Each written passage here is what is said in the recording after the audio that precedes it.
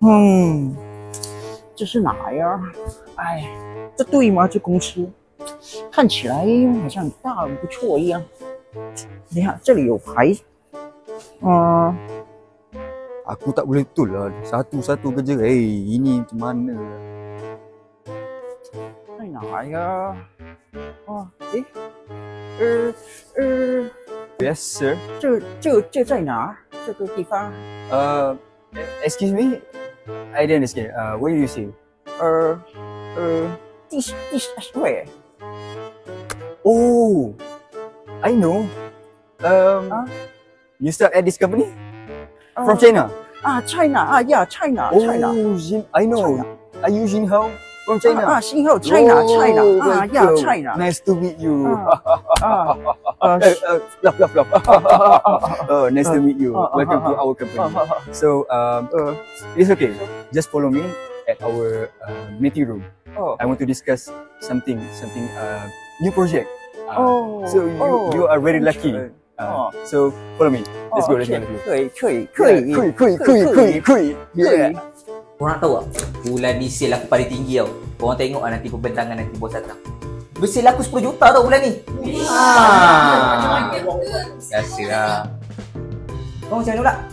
Sale aku maintain je bulan ni. Maintain LW.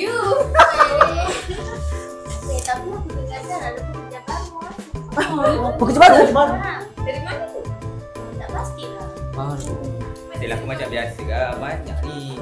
Kita jugalah.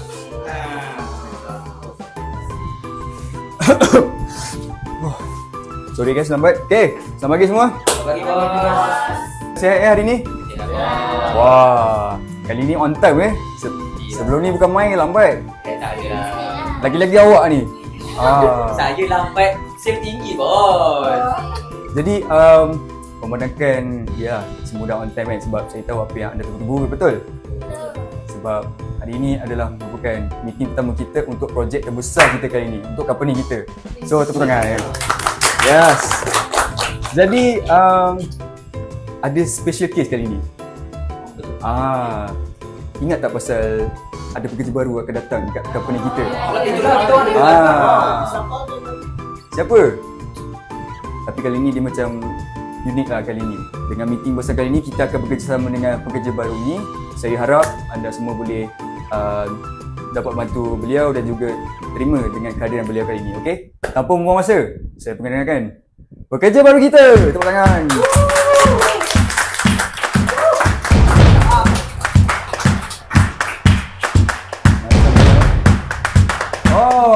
Ni hao.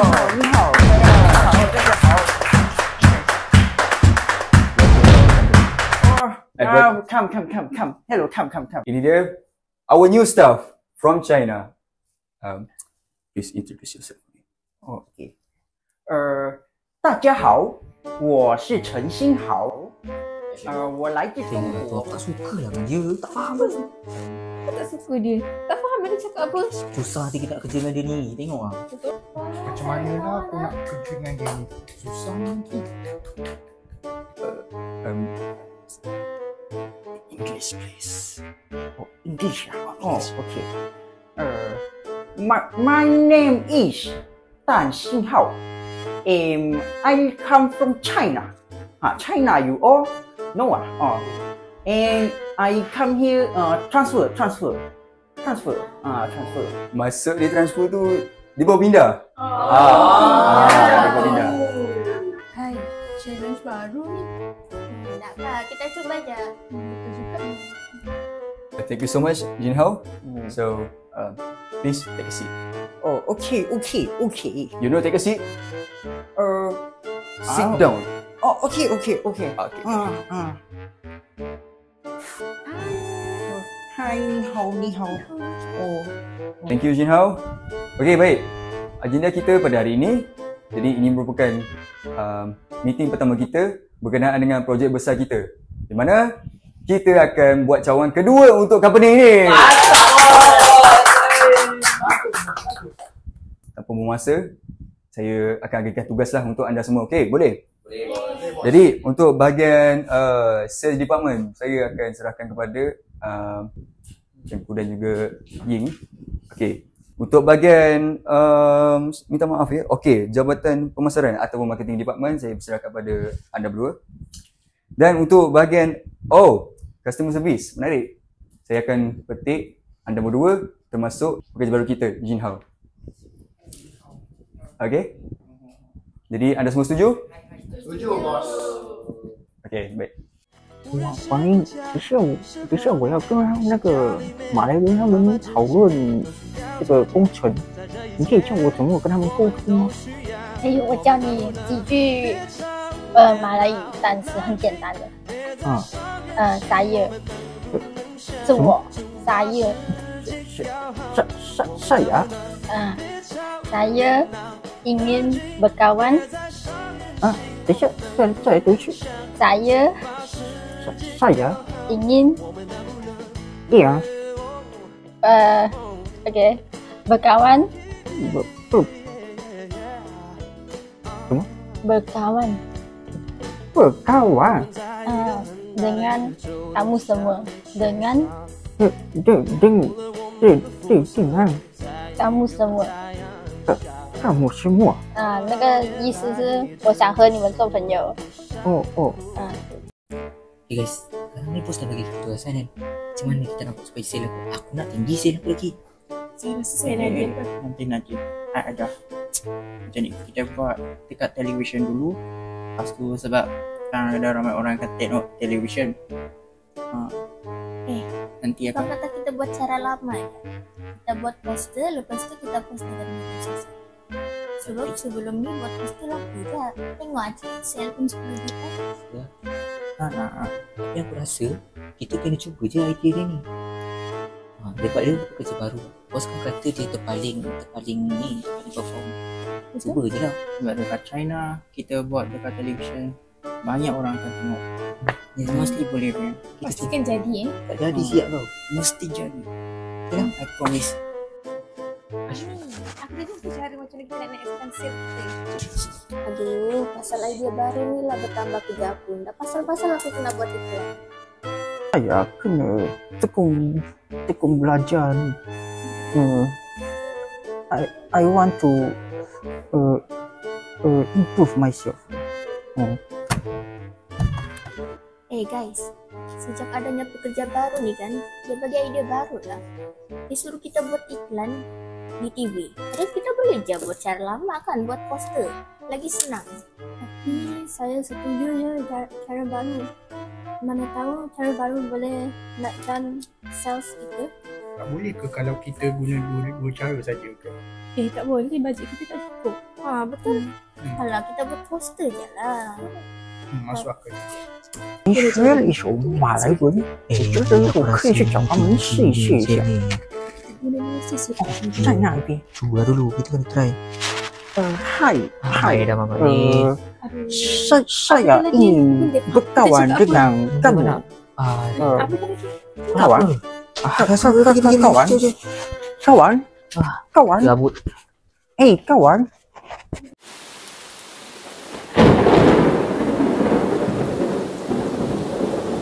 Korang, aku nak bincang dengan korang ni. Korang tahu tak, sale department sekarang tengah critical. Aku pening sekarang sebab sale turun. Jatuh sangat bulan ni. Pening dah, komisen aku tak dapat. Benda dah jadi tengku. Okey, menurut social media yang ia mendapati yang ramai orang Malaysia tak tengok television sebenarnya. Benda ni how? Benda yang kau buat? I don't know. Country saya tak ada benda ni. Lepas tu mana tahu Malaysia tak tengok TV. Kau tak kaji ke benda-benda ni dulu? Kan aku dah cakap. Kalau lah dengar dia cakap kami dengan cara budaya yang lama. Dah sampai jadi macam ni lah.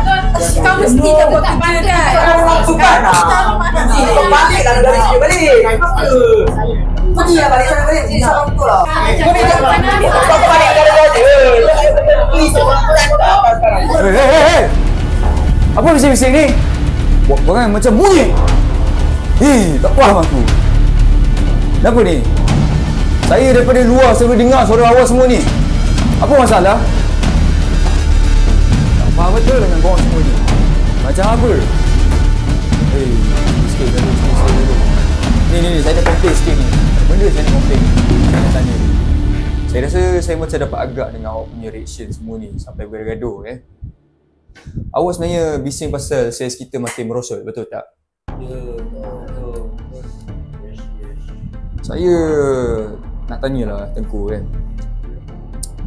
Apa jadi pada respon pengguna sebenarnya? Saya nak tahu. Puncanya ialah sebenarnya orang Malaysia ramai sebenarnya tak tengok dia televisyen. Oh, macam tu. Ya. Kebanyakannya feedback negatif lah. Ya, kata lain negatif. Saya nak tanya lagi satu soalan ni. Untuk bahagian marketing lah kan. Macam mana cara korang buat? Kenapa sampai ada respon yang agak negatif? Saya tengok kebanyakan je lah. Cuba jawab soalan saya. Bos tahu tak dia guna cara baru dalam syarikat kita? Sepatutnya kita guna je budaya kerja kita yang biasa tu. Sebab cara baru tu lah sales kita turun. Oh, macam tu.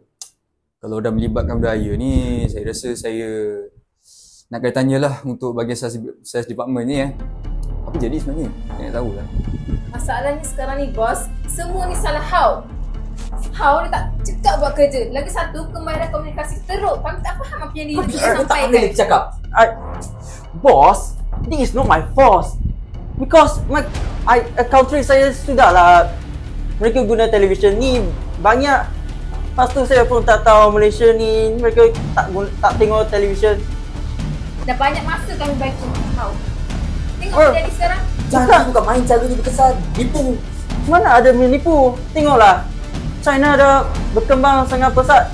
Lepas tu Malaysia sini masih guna kampung. Kau dah pada buat kerja tak? Ini semua salah kau Punca. Kau berhenti. Dah! Saya dah malas nak dengar korang gaduh. Tak ada guna kalau awak semua gaduh ni. Takkan selesai masalah.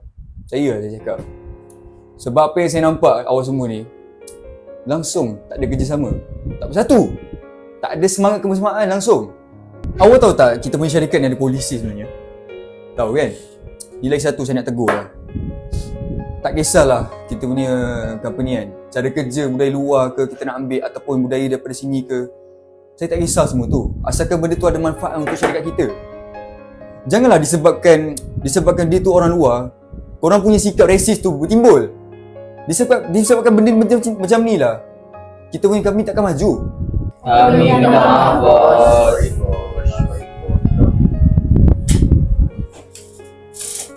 Saya tahu saya salah bos. Semua salah saya juga sebab tak terima pendapat orang luar. Bukan silau. I'm sorry. It's okay.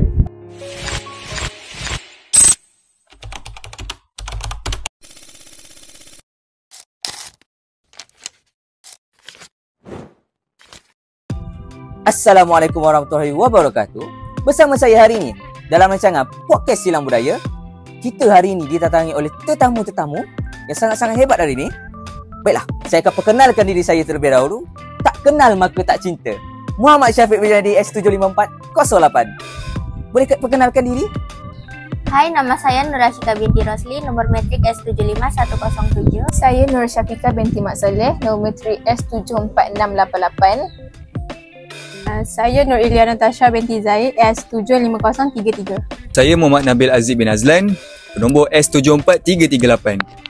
Saya Tengku Zaid Hussein bin Tengku Azlan, nombor S75600. Dan hai semua, nama saya Tan Sing Hao, nombor matris S75273. Saya Tan Wan Ying, nombor metrik saya S74966.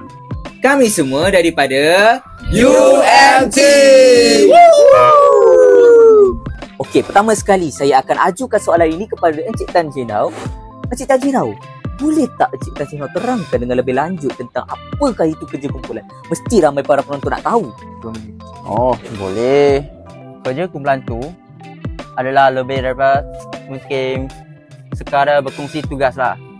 Dia terdiri daripada individu yang berinteraksi untuk mencapai maklumat yang tetap, yang itu bersama. Dan faktor utama adalah menentukan kejayaan kumpulan yang secara kesepaduan dalam kumpulan, iaitu dari tahap kepercayaan, sokongan dan daya tarikan secara adil. Itu je. Encik Tan Sing Hao, mesti ramai penonton-penonton kat luar sana nak tahu macam mana kerja kumpulan ni nak dikaitkan dengan latar belakang budaya. Boleh Encik Kasino terangkan dengan lebih lanjut? Okey, macam ni, apabila bercakap tentang kerja kumpulan dengan kaitkan latar belakang kita, dia akan menjadi sumber kekuatan tetapi juga ada cabaran dia lah. Dari perbezaan bahasa dan gaya pembelajaran dan juga jangkaan mengenai kerja kumpulan akan menyebabkan kesalahfahaman. Tetapi di sinilah iaitu letaknya kelebihan dan komunikasi yang baik antara kita dengan kaum lain supaya dapat menggabungkan perspektif yang berbeza dan mencipta sesuatu yang lebih hebat. Okey, pengalaman saya, satu pengalaman yang menarik terjadi dalam kumpulan saya sendiri. Pada awalnya, semua agak huru-hara kerana setiap orang mempunyai gaya kerja yang berbeza. Contohnya ada yang merancang secara terperinci, ada yang spontan dan ada yang cuba mengimbangi kedua-duanya. Namun selepas beberapa minggu kami mula memahami kepentingan komunikasi. Saya sendiri belajar bahawa bersuara dan menyatakan pendapat walaupun bertentangan boleh menghasilkan penyelesaian yang baik. Menarik pengalaman Cik Ying ni waktu belajar dulu. Boleh tak saya nak tahu? Penonton pun mesti nak tahu apa kesan positif dan kesan negatif daripada kerja kumpulan yang waktu belajar dulu. Okey, kesan positif saya, budaya yang berbeza boleh meningkatkan kemahiran komunikasi. Contohnya kerja berpasukan dan kolaborasi. Pasukan dalam pelbagai kaum ini lebih inovatif kerana mereka menggabungkan perspektif yang berbeza. Kesan negatif pula, perbezaan budaya juga boleh menyebabkan konflik dan salah faham. Kepercayaan dalam kumpulan perlu dibina dan komunikasi yang jelas adalah kunci yang untuk mengatasi cabaran ini. Encik Nabil, saya nak tanya ni, macam mana memandangkan Cik Nabil ni pernah bekerja dengan monoculture kan? Jadi saya nak tanya, macam mana Cik Nabil menggunakan strategi untuk menguruskan pekerja-pekerja monoculture ni? Boleh tak terangkan? Menarik soalan tu. Strategi baik. Antara strategi untuk menguruskan kumpulan monoculture iaitu salah satunya adalah melibatkan pengaruh nilai budaya terhadap kepimpinan. Di mana ia merupakan bahawa kepimpinan sangatlah terikat dengan nilai budaya, memberi amaran terhadap andaian monoculture. Ahli teori silam budaya seperti Hosted dan juga Trompenes telah menyokong rangka kerja yang mengurangkan kebutaan budaya daripada dalam tetapan perniagaan. Selain itu, salah faham juga timbul apabila individu daripada institusi dan negara yang berbeza dibentuk oleh sejarah sosial dan politik yang sangat unik. Bekerja bersama memerlukan penilaian semula pendekatan kepimpinan. Jadi, yang kedua berkenaan dengan kepimpinan dalam menyelesaikan dasar kerja, di mana pendidikan mengenai akademi Jerman telah mendedahkan perbezaan yang ketara dalam cara cendekiawan asli dan juga pendatang melihat keseimbangan kerja kehidupan. Metodologi perbandingan yang sangat sensitif budaya menyalahkan kepelbagaian dalam pemikiran walaupun keadaan kerja yang sama. Dan menarik profesional daripada pelbagai latar belakang, institusi perlulah menerima pakai dasar yang lebih inklusif.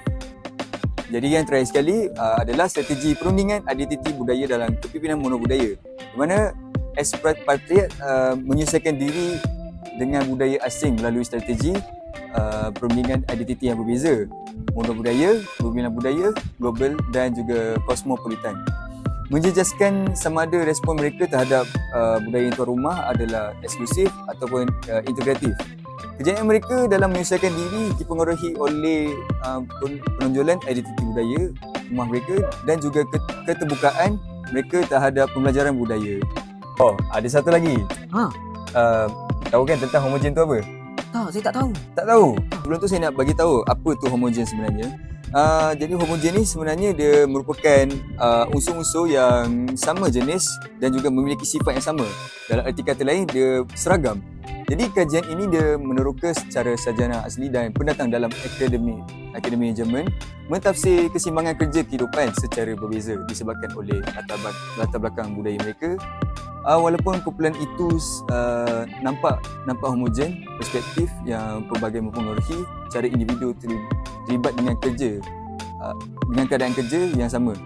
Metodologi sensitif budaya menyalahkan variasi ini, menekankan keperluan untuk dasar kepelbagaian inklusif untuk meningkatkan lagi daya tarikan dan keterangkuman persekitaran akademik untuk sarjana dengan latar belakang migrasi. Itu sajalah.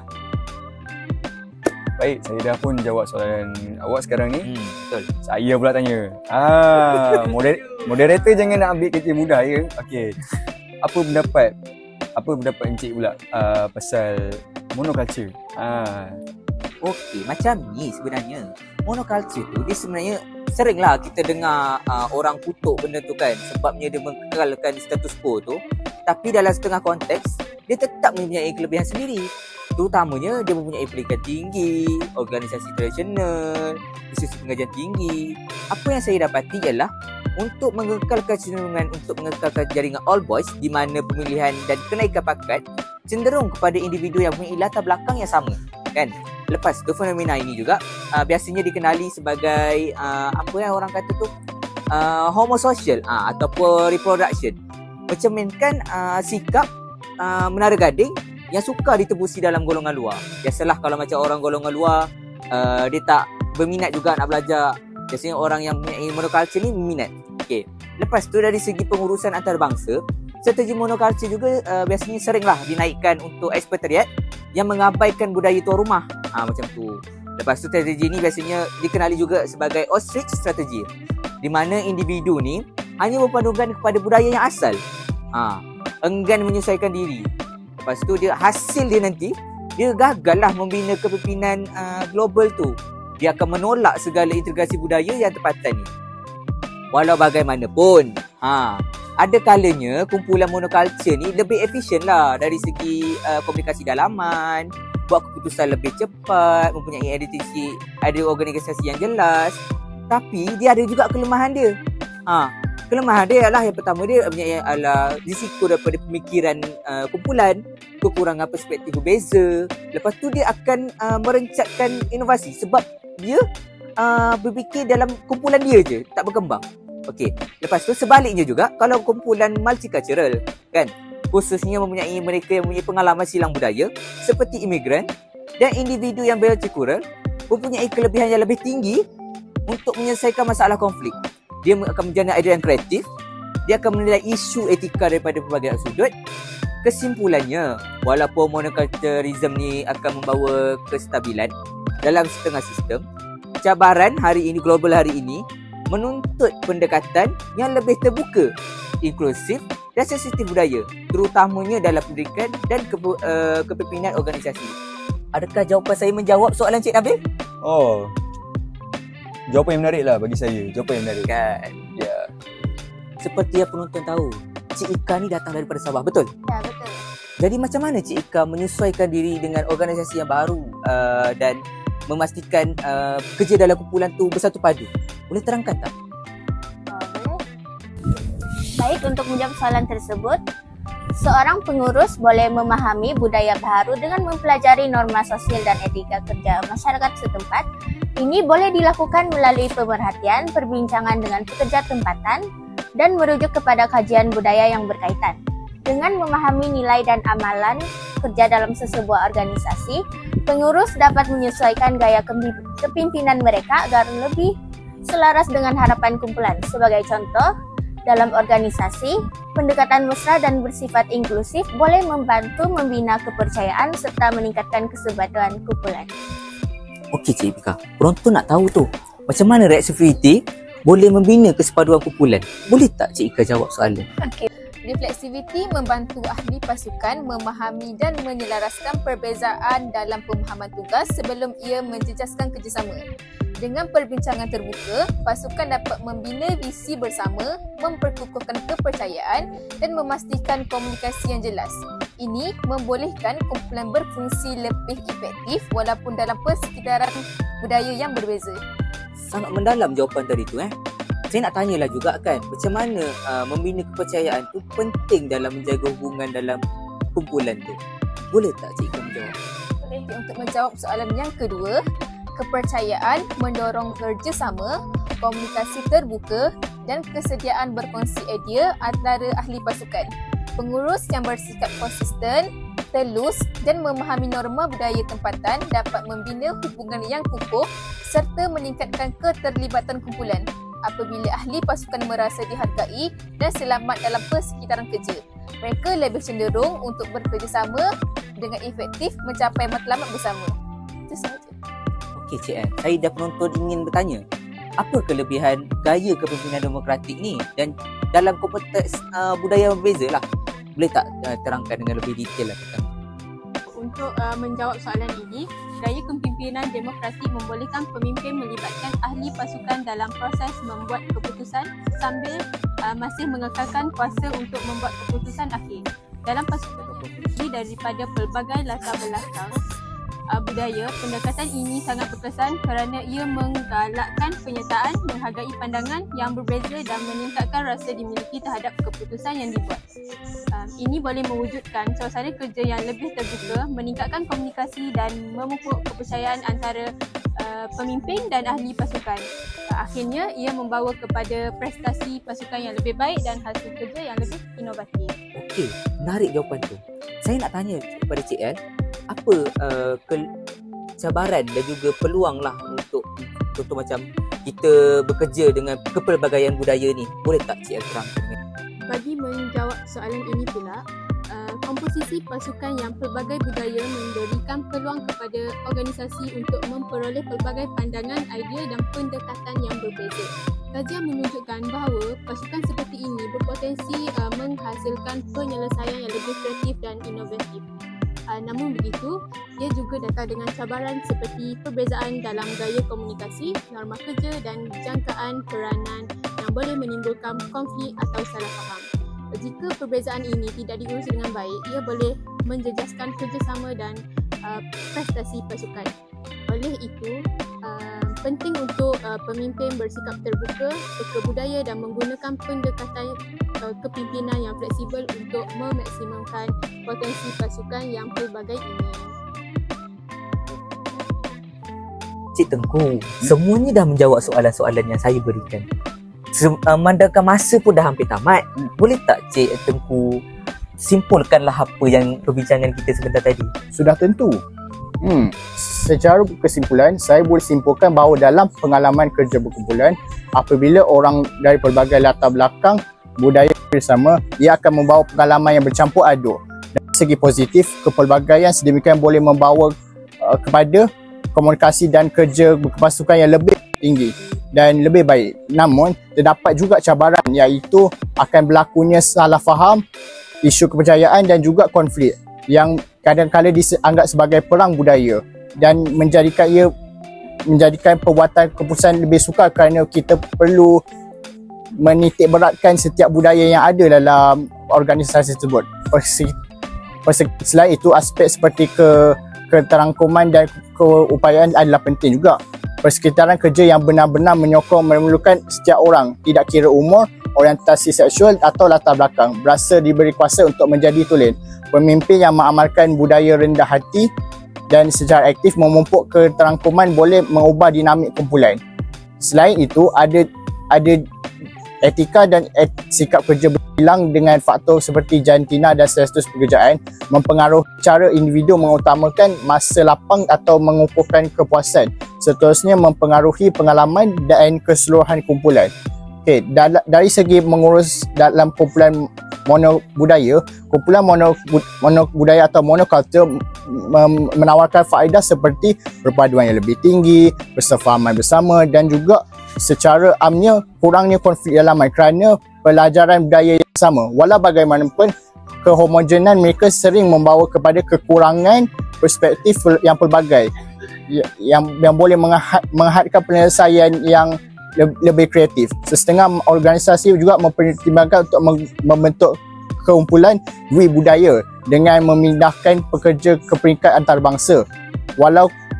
Walaupun kumpulan Dwi Budaya kemungkinan menyuntik kepelbagaian, mereka memperkenalkan cabaran baru iaitu pembimbangan tentang penerimaan sosial dan rundingan identiti etnik yang boleh menjejaskan dinamik kumpulan dan juga aspek seperti penggunaan dan keunikan budaya. Dari segi membina kesepaduan kumpulan mentasi budaya, untuk kumpulan yang merangkumi negara yang berbeza, peranan pengurus sangatlah penting. Pengurus yang berjaya mestilah memahami dengan mendalam kedua-dua budaya rumah dan tuan rumah. Dan juga membina kepercayaan adalah penting supaya setiap ahli kumpulan berasa dihargai. Bukan itu saja, mewujudkan strategi komunikasi yang jelas juga diperlukan kerana ia adalah kunci untuk pasukan yang menyokong dan memotivasi. Akhir sekali, pengurus mestilah memutuskan gaya kepimpinan yang paling berkesan, sama ada authoritarian atau demokratik, bergantung pada matlamat kumpulan yang hendak dicapai. Mengintegrasikan mekanisme maklum balas seterusnya, mengaitkan matlamat kumpulan dengan prestasi dengan memastikan pengalaman setiap ahli pasukan diperhalusi secara berterusan. Akhir sekali, ialah ringkasan ini bukan sahaja menangkap faedah dan cabaran kerja kumpulan dalam pelbagai persekitaran, tetapi juga menekankan kepentingan kepimpinan adaptif dan penambahbaikan berterusan dalam dinamik kumpulan. Okey, itu sahaja podcast santai kita pada petang ini. Pertama sekali, saya nak ucapkan terima kasih kepada tetamu-tetamu kita yang hadir pada hari ini. Kerana sedia untuk meluangkan masa, memberikan ilmu kepada para penonton kita. Kepada para penonton, terima kasih kerana setia menonton bersama kami. Moga apa yang disampaikan oleh para tetamu saya pada hari ini dapat memberi manfaat kepada para penonton sekalian. Itu sahaja untuk hari ini bersama Podcast Silang Budaya / Bye bye. Bye bye. Bye.